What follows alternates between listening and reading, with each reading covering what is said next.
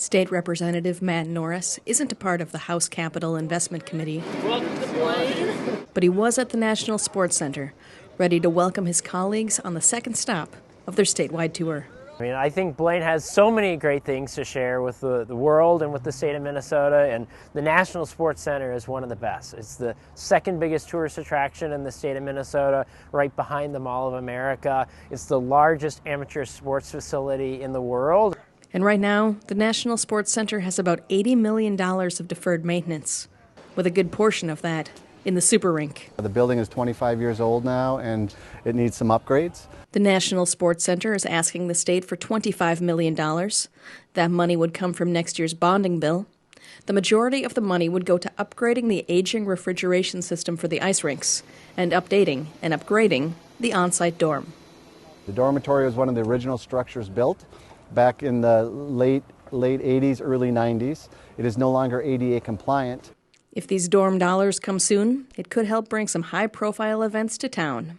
We're not just asking for maintenance for the sake of it. There are actually key events that would be big economic drivers for our community that we can get if we make these important upgrades to the facility. We have been approached by the International Special Olympics to be a host site for that activity in 2026. In order to do that, we would have to upgrade those dorms. Specifically, the NSC could host golf and soccer events for the Special Olympics. The other opportunity we have in that same year is for FIFA, when the World Cup is being held in North America. They need 48 base camps throughout the country, and they like our facility. With a few changes, we think we'd be in the running for that as well. For the World Cup, the NSC could host one of the men's national teams that earn a spot in the competition. But it's not just about the high-profile events. The Super Rink is only closed 4 days a year, with practices and tournaments bringing teams across the country to Blaine. The level of activity at this site is just so high, and that's part of what makes it such an economic driver for Blaine, for the state of Minnesota. And so I think they really understood the importance of making sure that the state maintains its investment in its facility here.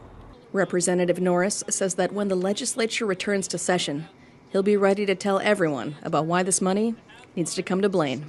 It's basically the same playbook we use with Highway 65. Really work relentlessly, talk about it all the time with your colleagues, make sure that they understand the importance of this facility, not just to the city of Blaine, but to the entire state of Minnesota. And for the National Sports Center, leaders are hopeful that their ask will make the cut and find its way into the bonding bill. We're realistic.